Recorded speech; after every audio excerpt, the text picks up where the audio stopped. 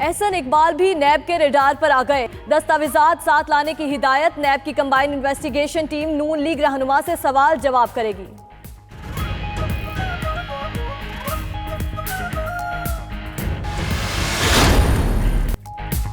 وزیر اعظم کی زیر صدارت مشترکہ مفادات کونسل کا اجلاس آج ہوگا۔ چاروں صوبوں کے وزرائے اعلیٰ شرکت کریں گے۔ اجلاس کا 16 نکاتی ایجنڈا جاری۔ سالانہ رپورٹس کی منظوری دی جائے گی۔ پیٹرولیم پالیسی، 2 پاور پلانٹس کی نجکاری پر بات ہوگی۔ سندھ کی طرف سے صوبائی فنڈز میں کٹوتی کا معاملہ بھی زیر بحث آئے گا۔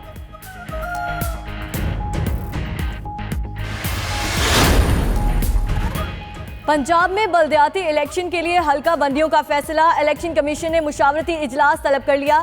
قائم مقام چیف الیکشن کمشنر کی سربراہی میں آج اہم فیصلہ متوقع۔ ولیج، پنچایت اور نیبرہڈ کونسلز کے رولز کا جائزہ لیا جائے گا۔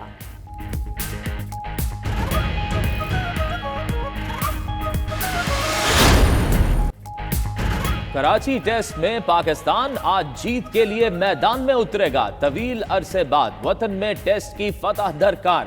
476 رنز کے تعاقب میں سری لنکا کی 7 وکٹیں 212 پر گر گئیں۔ پاکستان کو آخری روز صرف 3 وکٹیں درکار۔ کرکٹ لورز کی نظریں نیشنل سٹیڈیم پر مرکوز۔ سب کو رات کٹنے کا شدت سے انتظار۔ کراچی ٹیسٹ ہر لحاظ سے تاریخ ساز ہونے لگا۔ پہلی بار ٹیسٹ میں پاکستان کے ٹاپ 4 بلے بازوں کی سنچریاں۔ کارنامہ سب سے پہلے بھارتی ٹیم نے 2007 میں بنگلہ دیش کے خلاف انجام دیا تھا۔ اس کے بعد اعزاز پاکستان کے حصے میں آیا۔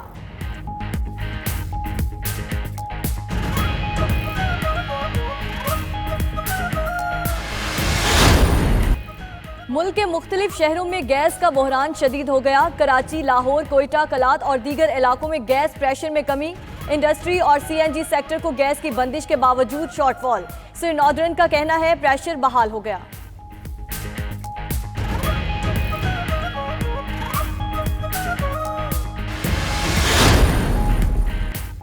پنجاب کے میدانی علاقوں کی شاہراہیں دھند میں گم۔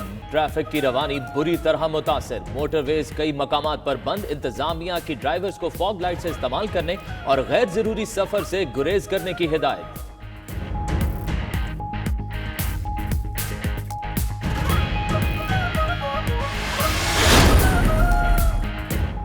امجد اسلام امجد کو ترکی کے نجیب فاضل ایوارڈ سے نوازا گیا۔ تقریب میں صدر طیب اردوان کی شرکت۔ ترک صدر نے امجد اسلام امجد کو اردو ادب کی اہم شخصیت قرار دیا۔ ترک ایوارڈ ملنا اعزاز ہے۔ امجد اسلام امجد کی 92 نیوز سے گفتگو۔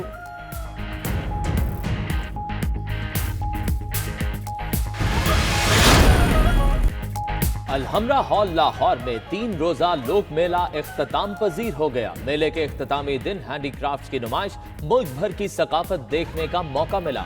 لوگ علاقائی رقص اور موسیقی سے بھی لطف اندوز ہوئے۔ بچوں کے لیے بھی خصوصی شو۔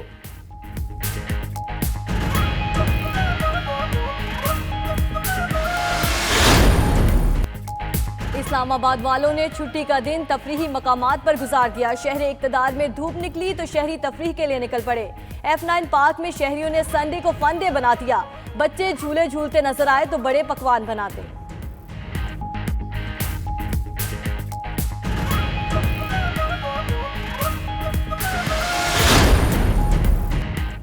ملک بھر کی طرح حیدرآباد والے بھی مچھلی پر ٹوٹ پڑے۔ سرد موسم میں گرما گرم مچھلی کھانے کے لیے فش پوائنٹس پر رش۔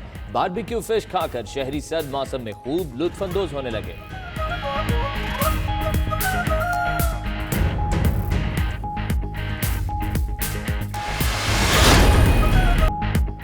ملکہ ترنم نور جہاں کو جہان چھوڑے 19 سال بیت گئے۔ سریلی آواز آج بھی کانوں میں رس گھولتی ہے۔ شاندار پرفارمنس پر نور جہاں کو صدارتی ایوارڈ، تمغہ امتیاز اور پرائیڈ آف پرفارمنس سے نوازا گیا۔ 23 دسمبر 2000 کو رخصت ہو گئی۔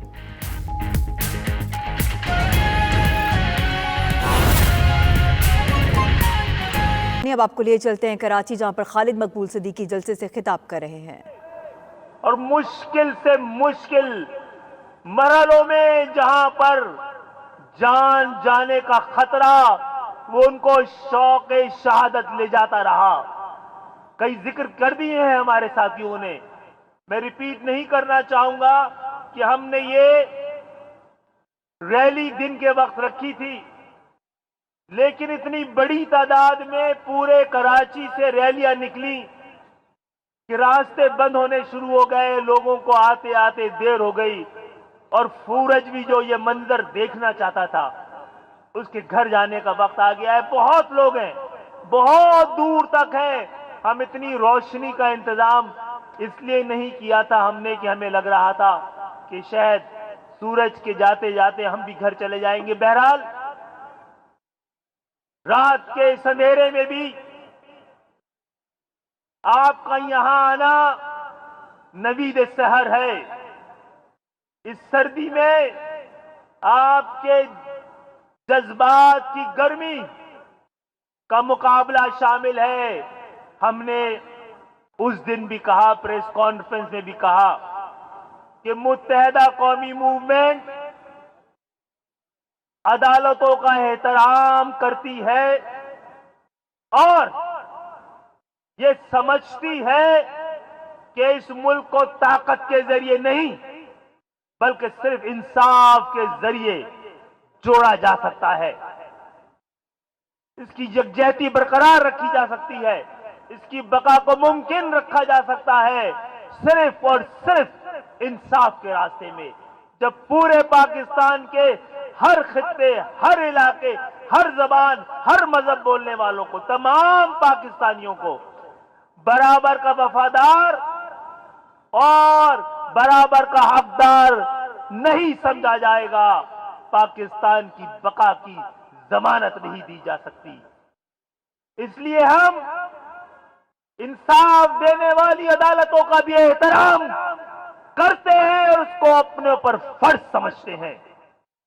ये भी हमने इतराफ किया कि हमें जितना भी और जैसा भी और जब भी कभी इंसाफ मिला है तो आला अदालतों से मिला है, उसी को हम अदालतें समझते भी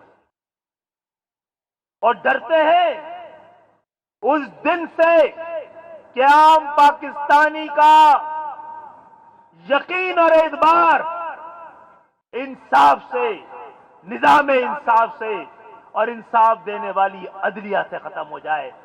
हम अदलिया का, आला अदालतों का एहतराम करते हैं और जहां पर जो लोग बैठे हैं, जो लोग यहां आए हैं, वो आपसे भी मुखातिब है कि कुछ एक अदालत ने और कुछ अशखास ने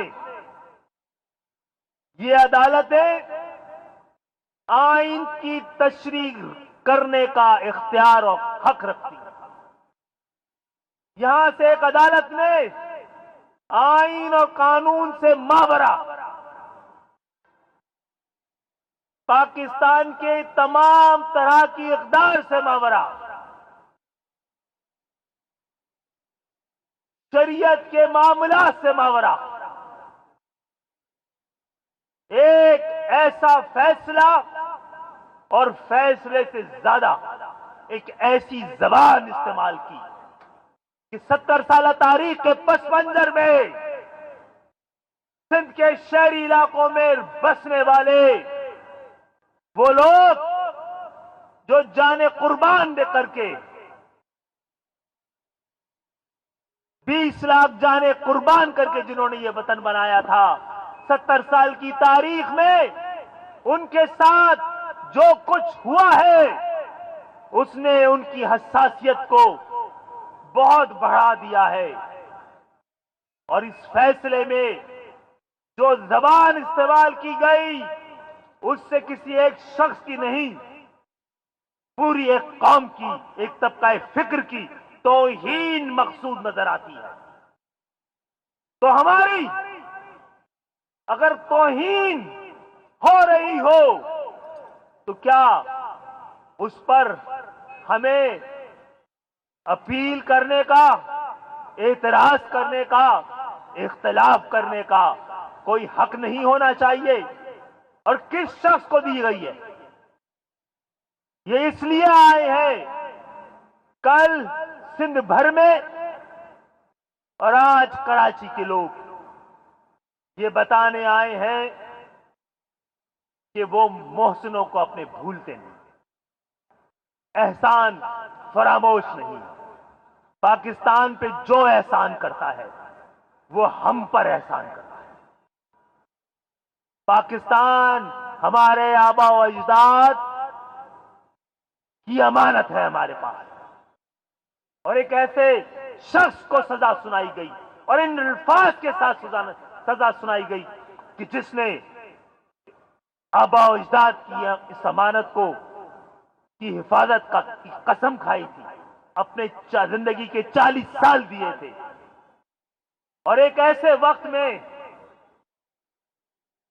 बहुत सारी बातें हो गई, मैं दोहराना नहीं चाहता। यह भी कह दिया गया है कि आर्टिकल 6 की बहुत सारी शिकें हैं। जब आर्टिकल 6 लगता है तो किसी के पास, ना ऐवान के पास, ना अदालत के पास ये इख्तियार होता है कि अपनी मर्जी की शिक इस्तेमाल करें। कराची में जलसे से खालिद मकबूल सिद्दीकी खिताब कर रहे थे। उन्होंने कहा कि MKM पाकिस्तान अदालतों का एहतराम करती है। हम समझते हैं कि मुल्क को ताकत से नहीं, इंसाफ से जोड़ा रखा जा सकता है।